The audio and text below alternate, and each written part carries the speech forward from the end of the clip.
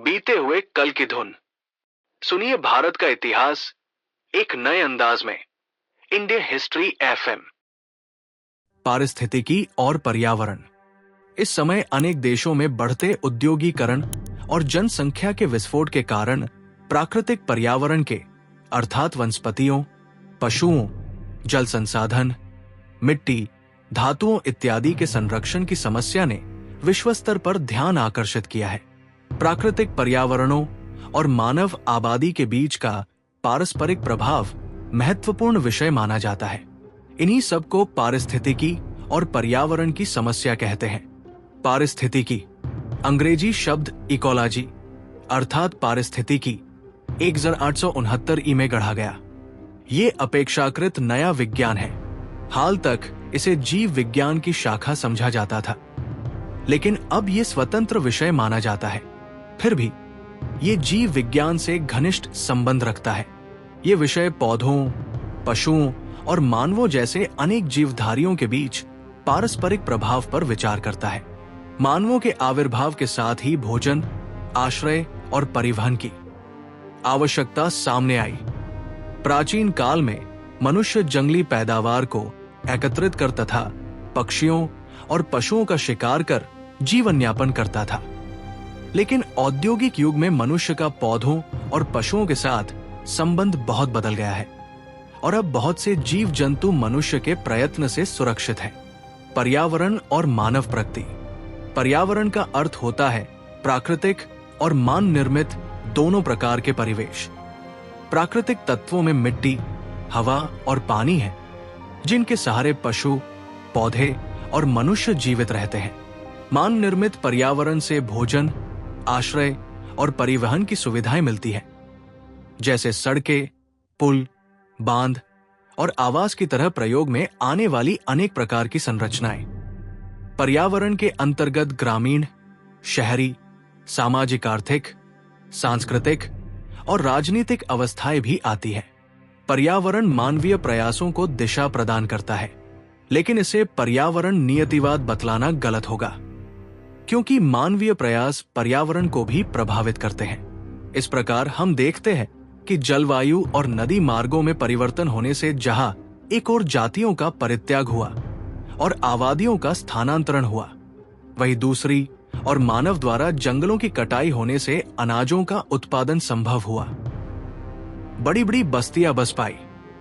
यद्यपि 9000 ईपू से विश्व के पैमाने पर जलवायु संबंधी बड़े परिवर्तन नहीं हुए हैं, तथापि कुछ क्षेत्रों में महत्वपूर्ण परिवर्तन हुए हैं। इसलिए प्राचीन जलवायु के ज्यादातर विद्वानों का मत है कि ईपू 3री और 10वीं सहस्राब्दियों में मध्य एशिया में घोर सुखापन था तथा बहुत ठंडा तापमान था।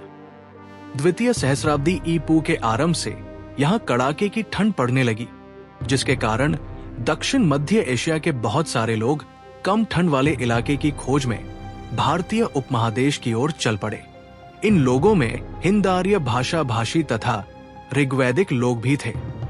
प्राचीन काल से ही मनुष्य अपनी प्रगति के लिए प्राकृतिक संसाधनों के उपयोग पर निर्भर रहा है।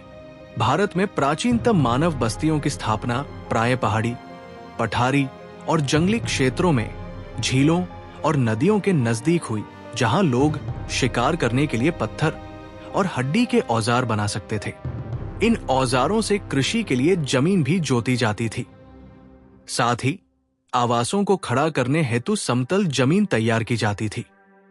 पर्यावरण और मानव बस्तियां। गंगा के मैदान में जंगलों की कटाई और कड़ी कछारी भूमि की जुताई के बिना बड़ी कृषक बस्तियों की स्थापना होनी असंभव थी। ये सब 500 ईपू से लोहे की कुल्हाड़ी और लोहे के फाल के प्रयोग से ही प्रभावकारी ढंग से संभव हो सका। इसके लिए लोहे की खानों की खोज करना और निष्कर्षण की प्रौद्योगिकी तथा लौह शिल्प की तकनीक को विकसित करना जरूरी था, क्योंकि मध्य गंगा के मैदान की कड़ी कछारी मिट्टी, विंध्य क्षेत्र की लाल मिट्टी और दक्कन तथा पश्चिमी भारत की कपास पैदा करने वाली काली मिट्टी की कारगर जुताई के लिए लोहे के फालों की आवश्यकता थी। आजकल पर्यावरण के संरक्षण पर बल दिया जाता है, फिर भी जंगलों की कटाई के बावजूद 16वीं-17वीं सदियों तक दोआब के जंगल बरकरार रहे और वहां पशुओं के शिकार होते रहे। जंगलों की भारी कटाई से होने वाला पारिस्थितिकीय परिवर्तन आधुनिक समय की घटना है। बहरहाल, मानव समाज का प्रारंभिक विकास वनस्पतियों और पशुओं की कीमत पर हुआ, लेकिन जब से मनुष्य ने वनस्पतियों का उत्पादन और पशुपालन शुरू किया, इससे दोनों की वृद्धि हुई। मानव बस्तियों के स्थान और आकार पर्यावरण संबंधी घटकों द्वारा निर्धारित होते थे। वासस्थल का चुनाव मिट्टी और जलवायु पर बहुत हद तक निर्भर करता था। अनुकूल वर्षा वाले क्षेत्र, जहां नदियां, झील, जंगल, पहाड़ियां, धातुएं और उपजाऊ मिट्टियां होती थी, लोगों को बसने के लिए आकर्षित करते थे। इसके विपरीत जल संसाधन रहित शुष्क मरुस्थल लोगों को वहां बसने से हतोत्साह करते थे। इस प्रकार गंगा के मैदान मानव बस्ती के आकर्षक क्षेत्र बन गए। इनमें 500 ईपू के बाद के काल में बहुसंख्यक और उसके पहले बहुत कम बस्तियां दिखती हैं। उसी काल में दोआब और मध्य गंगा के मैदानों में बहुत से नगर मिलते हैं। सड़कों और रेल मार्गों की तरह नदियां परिवहन के मार्ग बनी। इनकी बाड़ें जंगली तटों को साफ कर देती थी और वहां फिर से जंगलों को उगने से रोकती थी। इसके अतिरिक्त वे कृषकों के लिए न सिर्फ भूमि तैयार करती थी, बल्कि उस भूमि की सिंचाई भी करती थी। लगभग 2500 ईपू में नदियों के मार्गों में दिशा परिवर्तन होने से मानव बस्तियों पर प्रभाव पड़ा। घर घर हकरा की समरूपा नदी सरस्वती, यमुना और सतलज से मिल गई और तीनों ने मिलकर हड़प्पा संस्कृति के विकास में योगदान किया। लेकिन 1700 ईपू में सतलज और संभवतः यमुना पूरब की ओर बढ़ गई। इसका हड़प्पा संस्कृति की बस्तियों पर प्रतिकूल प्रभाव पड़ा। नदियों के संगम प्रारंभिक मानव बस्तियों के रूप में उभरे। नदियों के संगम ने जंगलों का प्रभावी ढंग से सफाया किया और मनुष्य के बसने में सहायता की। यह भारत के प्रथम महानगर पाटलिपुत्र के विषय में कहा जा सकता है। पाटलिपुत्र गंगा और सोन के संगम पर स्थित था। उत्तर में गंडक और घाघरा नदियां गंगा से मिलती थी और पुनपुन नदी दक्षिण में मिलती थी। ये संगम स्थल शहर से ज्यादा दूर नहीं थे। 3 दिशाओं में नदियों की उपस्थिति ने पाटलिपुत्र को प्राय जलदुर्ग बना दिया और इसे महान राजधानी बनने का गौरव भी प्राप्त हुआ। यद्यपि पाटलिपुत्र गंगा और सोन के संगम पर अवस्थित था, तथापि सोन नदी बाद में पश्चिम की ओर खिसक गई। प्रागैतिहासिक काल में पाटलिपुत्र से उत्तर गंगा तट पर स्थित चिरांद महत्वपूर्ण हो गया, क्योंकि ये वास्तव में गंगा और घाघरा के संगम पर अवस्थित था। ऐसा लगता है कि इसके आसपास के क्षेत्र में जंगल थे। इसका संकेत चिरांद में प्राप्त नवपाषाण युगीन उपकरणों से मिलता है। इनमें अधिकांश हरिण की सींगों के बने हैं, जिससे संकेत मिलता है कि निकटवर्ती जंगल में हरिणों का शिकार होता था। यद्यपि वास के लिए नदियों के निकट के क्षेत्रों को तरजीह दी जाती थी, तथापि लोग झीलों और तालाबों के निकट भी बसते थे। हमें इस तरह के स्थल दूसरी सहस्राब्दी ईपू में पूर्वी उत्तर प्रदेश और उत्तरी बिहार में मिलते हैं। जल स्रोतों के पास बसने का रिवाज आज भी बरकरार है। वर्षा और मानवीय प्रयास। अध्याय 4 में वर्षा की मूलभूत प्रासंगिकता की चर्चा है। यहाँ हम वर्षा और मानवीय प्रयासों के बीच के संबंध का परीक्षण कर सकते हैं।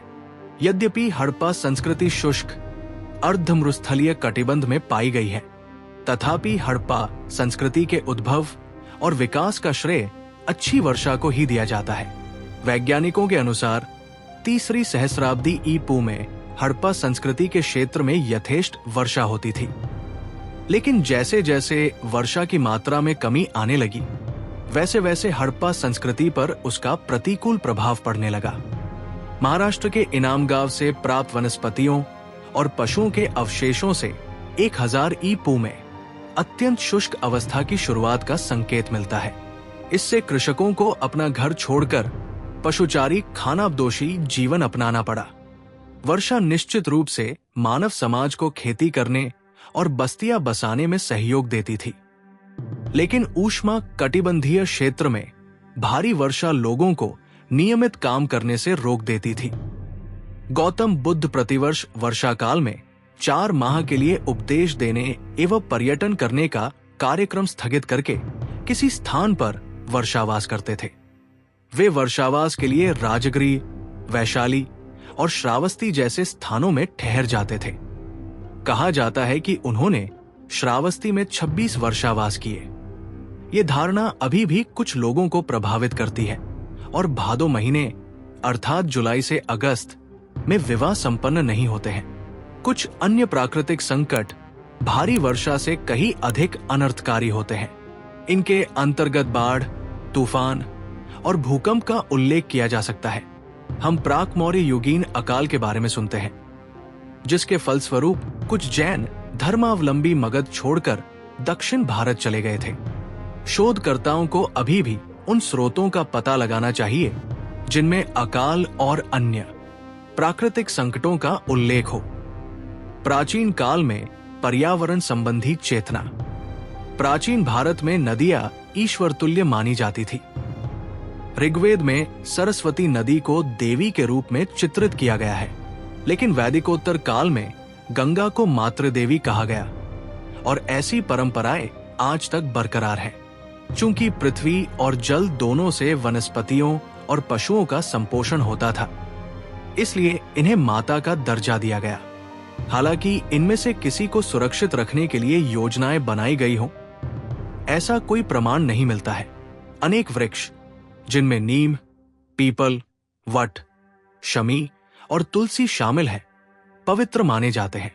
जड़ी बूटियों के विषय में भी, जिनमें घास शामिल है, यही बात लागू होती है। औषधीय विशेषताओं के कारण इन सब का महत्व है, अतएव इनकी सुरक्षा की जाती है और इनकी पूजा होती है।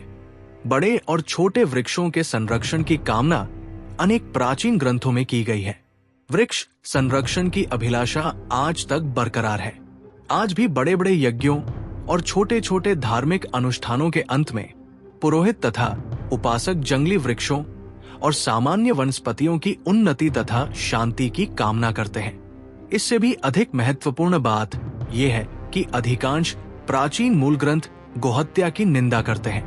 गौतम बुद्ध पहले व्यक्ति थे जिन्होंने सुत्तनिपात नामक धार्मिक मूल ग्रंथ में गायों की सुरक्षा की आवश्यकता पर बल दिया। उन्होंने गोपालन के सद्गुणों का विस्तार पूर्वक वर्णन किया। उनके अनुसार गायें वनस्पतियों के बढ़ने और मनुष्यों को भोजन और बल देने में सहायता करती है, इसलिए उन्होंने लोगों से गोहत्या नहीं करने को कहा। ईसा की प्रारंभिक शताब्दियों में ब्राह्मण मूल ग्रंथों ने बौद्ध धर्म की शिक्षा को धार्मिक रंग दे दिया। इनमें गाय की हत्या करने वालों के लिए अगले जन्म में भयानक परिणामों का उल्लेख है। बाद में हाथी तक की भी पूजा होने लगी। पारिस्थितिकी और पर्यावरण की जानकारी प्राचीन भारत के अध्ययन में सहायक हो सकती है। ये खासकर प्रागैतिहासिक काल के अध्ययन में उपयोगी हो सकती है, लेकिन प्रकृति के विरुद्ध मानव के संघर्ष को रोककर मानव समाज का विकास नहीं हो सकता है।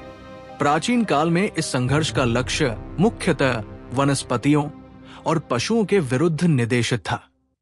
जैसे ही इन जीवों पर नियंत्रण हुआ, वैसे ही वनस्पतियों और पशुओं दोनों की संख्या बढ़ाने के लिए प्रयास होने लगे।